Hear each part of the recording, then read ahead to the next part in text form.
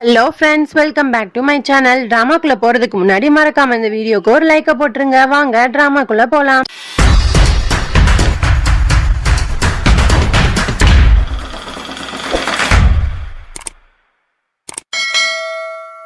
Starting சீன்ல நம்ம ரதன் சிங்க தான் காட்டுறாங்க. அவன் என்ன பண்றான் அப்படின்னா குளிச்சுட்டு அப்படியே வெளியே வந்துட்டு இருக்கான். அப்ப டவுசர் போட்டுட்டு வெளியே வந்திருக்கான். தியா வந்து அதை பார்க்காம டக்குன்னு வந்து ரூம்குள்ள வந்துடுறா. பார்த்தோன்னா ஐயோ ரதன் சிங் என்ன நீ இப்படி இருக்க அப்படின்னு சொல்லிட்டு கண்ணை மூடிடுறான். உடனே ரதன் சிங் சொல்றான், உனக்கு கதவை தட்டிட்டு வரணும்னு தெரியாதா அப்படிங்கிற மாதிரி கேட்டோன்னா ஐயோ சாரி நான் வந்து ரொம்ப அவசரத்துல உள்ள வந்துட்டேன் அப்படிங்கிற மாதிரி சொல்லிட்டு வெளியே போயிட்டு கதவை லாக் பண்ணிக்கிறான். உடனே ரதன் சிங் வந்து சொல்றான், இதுக்காக வந்த அப்படிங்கிற மாதிரி கேட்கறான். உடனே தியா சொல்றா, இல்ல இந்த மாதிரி லாயர் வந்துருவாங்க, நம்மளோட பிளானை வந்து கரெக்டா கொண்டு போகணும், அதை சொல்லதான் உன்கிட்ட வந்தேன் அப்படிங்கிற மாதிரி சொன்னோன்னே ரதன் சிங் சொல்றா, நம்மளோட பிளானை பத்தி எல்லாம் எனக்கு தெரியும், நான் கரெக்டா எக்ஸிக்யூட் பண்ணிடுவேன் இப்போ அப்படிங்கிற மாதிரி சொல்லிடுறான். அதுக்கப்புறம் அப்படியே இந்த மீசக்காரனை தான் காட்டுறாங்க. அவன் வந்து ரொம்ப சோகமா உட்காந்துருக்கான். அந்த மாதிரி தியா வந்து எல்லா பொறுப்புலயும் வந்துட்டா அப்படின்னா நம்ம வந்து வேலைக்காரங்க மாதிரி ஆயிடுவோமோ அப்படிங்கிற மாதிரி நினைச்சு பார்த்துட்டு இருக்கான். அப்போ அந்த வழியா ஒரு வேலைக்காரன் போறான். அவனை வந்து இந்த மீசக்காரன் கூப்பிட்டு என்ன நடக்குதாங்க அப்படிங்கிற மாதிரி கேட்கறான். உடனே இந்த வேலைக்காரன் சொல்றான், இந்த மாதிரி லாயரை வர சொல்லிருக்காங்களாம், எல்லா ப்ராப்பர்ட்டிஸையும் தியா நேம்ல எழுத போறாங்களா அப்படிங்கிற மாதிரி சொல்லிட்டு இருக்கான்.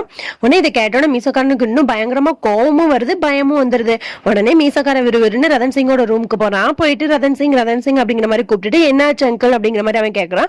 காலில் விழுந்துட்டு ரொம்ப ஐஸ் வச்சு பேசுற மாதிரி எல்லாம் பேசிட்டு இருக்கான். அப்ப உடனே அந்த மீசக்காரன் சொல்றான், இந்த மாதிரி எல்லாம் அவளை நம்பாத, ரொம்ப அவ வந்து மோசமானவா, லாஸ்ட் ஒன்னையே வந்து ஏமாத்திடுவா, கொஞ்சம் பார்த்து இருந்துக்கோ, உனக்கு நான் இந்த லாஸ்ட் வார்னிங்கா கொடுக்குறேன் அப்படிங்கிற மாதிரிலாம் ரொம்ப தியாவை பத்தி பேசிட்டு அந்த இடத்துல இருந்து போயிடுறான். இது எல்லாத்தையுமே தியாவும் வெளியே இருந்து கேட்டுட்டு இருப்பா. அதுக்கப்புறம் அந்த மீசக்காரன் அந்த இடத்த விட்டு போயிடுறான். தியா வந்து வரா. உடனே ரதன் சிங் கிட்ட கேட்கறா, என்னாச்சு ரதன் சிங், அவங்க என்ன சொல்றாங்க அப்படிங்கிற மாதிரி கேட்டோன்னே ரதன் சிங் சொல்றான், இல்ல தியா நம்மளோட பிளான் கரெக்டா போய்கிட்டு இருக்கு அப்படிங்கிறதுக்கான வெளிப்பாடு தான் இது அப்படிங்கிற மாதிரி சொல்லி ரெண்டு பேரும் சிரிச்சிட்டு இருக்காங்க. அப்புறம் தியா சொல்றா, ஓகே ரதன் சிங், நம்ம அந்த பிளானுக்காக போகலாம், கீழே லாயர்ஸ் இப்ப வந்துருவாங்க, ஆனா நமக்கு மட்டும் தான் தெரியும் அந்த டாக்குமெண்ட் வந்து ஃபேக்கான டாக்குமெண்ட் அப்படின்னு, ஆனா அதை வச்சு குடும்பத்துல இருக்க எல்லாரையும் நம்ம வந்து நம்ப வச்சிடலாம் அப்படிங்கிற மாதிரிலாம் சொல்லிட்டு ரெண்டு பேரும் அப்படியே கையை பிடிச்சு கீழே போறாங்க.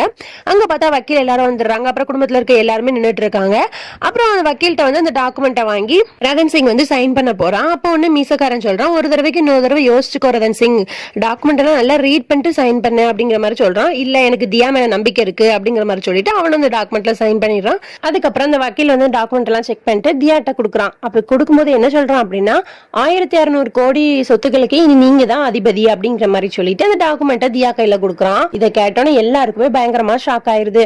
அதுக்கப்புறம் தியாவும் ரதன் சிங்கும் அப்படியே சந்தோஷத்துல வந்து ஹக் பண்ணிக்கிறாங்க. அப்ப குடும்பத்துல இருக்க எல்லாரும் வந்து பயங்கரமான கடுப்போட பாத்துட்டு இருக்காங்க. அதை இவங்க ரெண்டு பேரும் அப்படி நோட் பண்றாங்க. அதுக்கப்புறம் தியா வந்து ரூமுக்கு போயிடுறா. போயிட்டு அந்த டாக்குமெண்ட்டை வந்து பீரோல வச்சுட்டு இப்படி டக்குன்னு திரும்புறா. பார்த்தா அந்த இடத்துல யாஷ் வந்து நிக்கிறான். உடனே தியா சொல்றா, என்ன யாஷ் என்ன இப்படி டக்குன்னு பயம் காட்டிட்ட அப்படிங்கிற மாதிரி சொல்றா. உடனே அதுக்கு யாஷ் சொல்றான், நான் அது எல்லாமே உன்கிட்ட இருந்து தான் தியா கத்துக்கிட்டேன். நேத்து என்னன்னா உன்னோட எக்ஸ் கிட்ட இருந்து இவ்வளோ பிரச்சனை வந்திருக்கு, அதெல்லாம் நீ டக்குன்னு சேஞ்ச் ஆகி நாளைக்கு உனக்கு என்கேஜ்மெண்ட் ஆக போகுது, எனக்கு எதுவுமே புரியல தியா, உன்கிட்ட இந்த சடன் சேஞ்சை வந்து என்னால ஏத்துக்கவே முடியல அப்படிங்கிற மாதிரி எல்லாம் தியா மேல வந்து ஒரு பேட் ஒப்பீனியன் வந்து அவன் மனசுல வந்துருச்சு. அதை வந்து தியா புரிஞ்சுக்கிறா. உடனே அதுக்கப்புறம் யாஷ் சொல்றான், ஓகே எனிவேஸ் எல்லாமே நடந்து முடிஞ்சிருச்சு, நாளைக்கு உங்களுக்கு என்கேஜ்மெண்ட், அதுல டான்ஸ் ஆடுறதுக்கு நான் போய் பிராக்டிஸ் பண்றேன் அப்படி இப்படின்னு சொல்லிட்டு ஜாலியா பேசிட்டு அவன் அங்க இருந்து போயிடுறான். தியா வந்து மனசுல நினைச்சு பாக்குறான், யாஷ்ட வந்து எந்த பிளானையும் சொல்லாதனால அவன் என்னை வந்து தப்பா நினைச்சுக்கிட்டான், சரி ஒரு நாள் வந்து யாஷ் என்னை புரிஞ்சுப்பான் அப்படிங்கிற மாதிரி மனசுல நினைச்சிட்டு இருக்கா. அதுக்கப்புறம் அப்படியே தியா வெளியே நடந்து போயிட்டு இருக்கா. அப்போ வந்து சாக்ஷி அக்கா, அத்தைக்காரியோட தங்கச்சி, அப்புறம் அக்காக்காரி எல்லாரும் வந்து உட்கார்ந்து இருக்காங்க.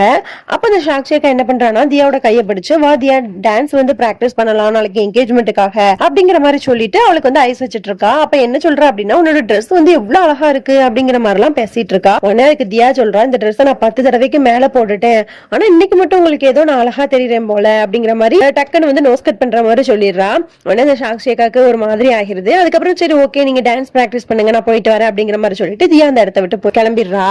அதுக்கப்புறம் தியா ரூம்ல வந்து பாக்குறா. பார்த்தா ஒரு டேபிள்ல வந்து அழகா நிறைய பூலாம் போட்டு டெக்கரேட் பண்ணி ஒரு ஜுவல் பாக்ஸ் மாதிரி ஒன்னு இருக்கு. ஒன்னு தியா யோசிக்கிறா, இது யார் இங்க வந்து வச்சிருப்பா அப்படிங்கிற மாதிரி யோசிச்சுட்டு அதை ஓபன் பண்ணி பாக்குறா. உள்ள பார்த்தா ஒரு கோல்டு நெக்லஸும் ஒரு 2 கம்மலும் இருக்கு. இதை பார்த்தோன்னா வந்து ரொம்ப ஆச்சரியமா பாத்துட்டு இருக்கா. அப்ப அந்த இடத்துக்கு ரதன் சிங் வரா. வந்துட்டு சொல்றான், தியா நமக்கு முன்னாடி என்கேஜ்மெண்ட் ஆச்சு, கல்யாணம் ஆச்சு, அப்ப நான் வந்து உனக்கு கிஃப்ட் எதுவுமே கொடுக்கல, ஆனா இப்ப நமக்கு என்கேஜ்மெண்ட் ஆகுது, அதனால உனக்கு வந்து கிஃப்ட் வாங்கியிருக்கேன் அப்படிங்கிற மாதிரி சொல்லிட்டு அந்த கோல்டு நெக்லஸையும் அந்த கம்மலையும் வந்து கண்ணாடி முன்னாடி உட்கார வச்சு அவளுக்கு போட்டு விட்டுட்டு இருப்பான். அந்த கம்மலை வந்து போட்டுட்டு இருக்கும்போது டக்குன்னு கீழே விழுந்துரும். ரெண்டு பேரும் சேர்ந்தது எடுக்கலான்னு போவாங்க, டக்குன்னு வந்து ரெண்டு பேரும் முட்டிடுவாங்க. அதுக்கப்புறம் திரும்பவும் இன்னொரு முட்டு தியா முட்டுவா. ஏன் இப்படி பண்ண அப்படிங்கிற மாதிரி கேட்டோன்னே அது அவன் சொல்லுவான், இந்த மாதிரி ஒரு தடவை முட்டினா கொம்பு முளைக்கும் அப்படிங்கிற மாதிரி சொல்லிட்டு ரெண்டு பேரும் கியூட்டா பேசிட்டு இருப்பாங்க. அதுக்கப்புறம் ரதன் சிங் வந்து அந்த இடத்த விட்டு போயிடுவான். தியா வந்து அந்த நெக்லஸ் கம்மெல்லாம் போட்டிருப்பாள், அதெல்லாம் பார்த்து கண்ணாடியில ரசிச்சுட்டு இருக்கா. அப்ப அந்த இடத்துக்கு கரெக்டா வந்து அத்தைக்காரி வரா.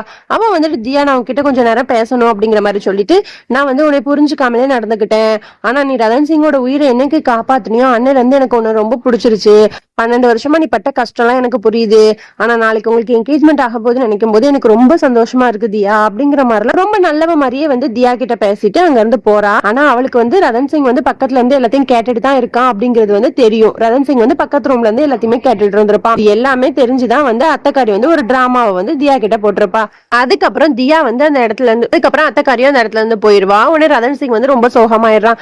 என்னாச்சு ரதன் சிங் அப்படிங்கிற மாதிரி தியா கேப்பா. உடனே அதுக்கு ரதன் சிங் வந்து சொல்லுவான், இந்த மாதிரி சின்ன வயசுல வந்து அவங்க எனக்கு நிறைய கதை சொல்லுவாங்க, எனக்கு பிடிச்ச மாதிரி டேஸ்டான வந்து பாயாசம் எல்லாம் பண்ணி கொடுப்பாங்க, அவங்க என் மேல ரொம்ப பாசம் வச்சிருக்காங்க, எங்க அம்மாவை விட அவங்க வந்து என் மேல ரொம்ப பாசம் வச்சிருக்காங்க, அவங்கள மாதிரி பாசம் யாருமே என் மேல வச்சது இல்ல அப்படிங்கிற மாதிரி அத்தைக்காரி மேல ரொம்ப ஓவரா அட்டாச் ஆகி வந்து தியா கிட்ட சொல்லிட்டு இருக்கான். அதுக்கப்புறம் அப்படியே யாஷோட அம்மாவையும் அப்பாவையும் தான் காட்டுறாங்க. யாஷோட அப்பா வந்து ஒரு நியூ பிளானோட வந்து யாஷோட அம்மா கிட்ட எல்லாத்தையும் எக்ஸ்பிளைன் பண்ணிட்டு இருக்கான். அப்ப என்ன சொல்றான் அப்படின்னா, ஒரு சிரஞ்சியையும் ஒரு பாட்டில்ல வந்து ஒரு மாதிரி லிக்விட் மாதிரியும் கொடுக்குறான். இதை எப்படியாவது நெருப்பு கிட்ட படுற மாதிரி இந்த லிக்யூட ஏதாவது ஒரு பொருள் கூட ஆட் பண்ணி தியா கையில கொடுத்து அது நெருப்பு கிட்ட படுற மாதிரி நீ இது பண்ணிடு, அப்பனா நம்மளோட பிளான் வந்து ஈஸியா முடிஞ்சிரும் அப்படிங்கிற மாதிரி சொல்றான். அதாவது அது என்ன லிக்யூட் அப்படின்னா, அந்த லிக்யூட் வந்து டக்குன்னு நெருப்புக்கிட்ட கொண்டு போகும்போது அது அதிக அளவுல வந்து எரிய ஆரம்பிச்சிடும். அந்த மாதிரியான ஒரு லிக்யூட தான் வந்து அவன் வந்து கொடுத்திருப்பான். அது உடனே யாஷோட அம்மாவும் வந்து அதை வாங்கி அவள் வந்து நடக்க முடியாம ஒரு ஸ்டிக் வச்சிருப்பால அதுக்குள்ள வந்து ஒளிய வச்சுக்கிறா. ஒளிய வச்சுட்டு அந்த இடத்த விட்டு போயிடுறா. அதுக்கப்புறம் என்கேஜ்மெண்ட் நடக்கக்கூடிய டேயும் வந்துருது. அங்க என்கேஜ்மெண்ட் நடக்கிறதுக்கு தேவையான எல்லா அலங்காரமும் பண்ணிட்டு இருக்காங்க. அப்ப அப்படியே நம்ம தியாவை தான் காட்டுறாங்க. அவன் வந்து அழகா வந்து ரெடியாகி உட்கார்ந்துருக்கா. அப்ப அந்த இடத்துக்கு ரதன் சிங் வரான். அவன் அப்படியே தியா வந்து ரசிச்சு பார்த்துட்டே இருக்கான். உடனே தியா என்னாச்சு ரதன் சிங் அப்படிங்கிற மாதிரி கேக்குறா. உடனே ரதன் சிங் சொல்றான், அந்த ட்ரெஸ் உனக்கு சூப்பரா இருக்கு தியா, நீ ரொம்ப அழகா இருக்க அப்படிங்கிற மாதிரிலாம் சொல்லிட்டு கண்ணாடி முன்னாடி அவளை கூட்டிட்டு போயிட்டு, நீ ரொம்ப தேவதை மாதிரி இருக்க தெரியுமா தியா, நீ வந்து இந்த நாளை நல்லா என்ஜாய் பண்ணிக்கோ அப்படிங்கிற மாதிரிலாம் சொல்லி பேசிட்டு இருக்காங்க. அப்ப டக்குன்னு அந்த இடத்துக்கு அத்தைக்காரி வந்துடுறா. அவ வந்துட்டு தியா நீ ரொம்ப அழகா இருக்க அப்படிங்கிற மாதிரிலாம் சொல்லி அவளுக்கு திருஷ்டி எல்லாம் சுத்திட்டு ரதன் சிங் வந்து, ரதன் சிங் இந்த இது உன்னோட ட்ரெஸ் நீ போட்டுட்டு வா, ரெண்டு பேரும் ரெடி ஆகி கீழே வந்துருங்க அப்படிங்கிற மாதிரி சொல்லிட்டு அந்த இடத்த விட்டு போயிடுறா. அதுக்கப்புறம் ரெண்டு பேரும் வந்து அழகா ரெடி ஆகி வந்துட்டு இருக்காங்க. அப்ப யாஷ் வரான். யாஷ் வந்துட்டு ரொம்ப சந்தோஷம், ரெண்டு பேரும் இப்படி இருக்கிறத பார்க்கும்போது நல்லா இருக்கு அப்படிங்கிற மாதிரி சொல்லிட்டு ரதன் சிங் வந்து ஹக் பண்ணிட்டு அப்புறம் ரதன் சிங்கையும் தியாவையும் வந்து அந்த என்கேஜ்மெண்ட் நடக்கக்கூடிய ஹாலுக்கு வந்து கூட்டிட்டு போயிடறான். அப்புறம் நம்ம ரதன் சிங்கும் தியாவும் உள்ள வர்றதோன்னு அப்புறம் நம்ம ரதன் சிங்கும் தியாவும் உள்ள வந்தோடனே மத்தக்காரி இருக்கால அவ வந்து ஆரத்தி எடுத்து பூலாம் தூவி உள்ள வந்து வரவேற்கிறாங்க.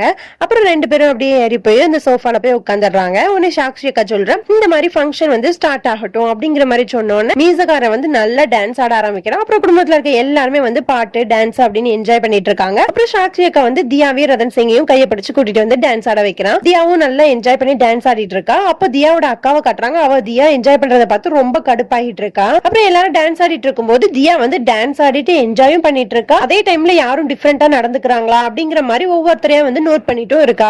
அப்புறம் அப்படியே நம்ம அந்த யாஷோட அம்மாவை தான் காட்டுறாங்க. அவ என்ன பண்றான்னா, ஒரு தேங்காவை எடுத்து அந்த இன்ஜெக்ஷன் அவன் ஹஸ்பண்ட் கொடுத்தான்ல அதை வந்து அதுல வந்து இன்ஜெக்ட் பண்ணலாம் அப்படிங்கிற மாதிரி போயிட்டு இருக்கா.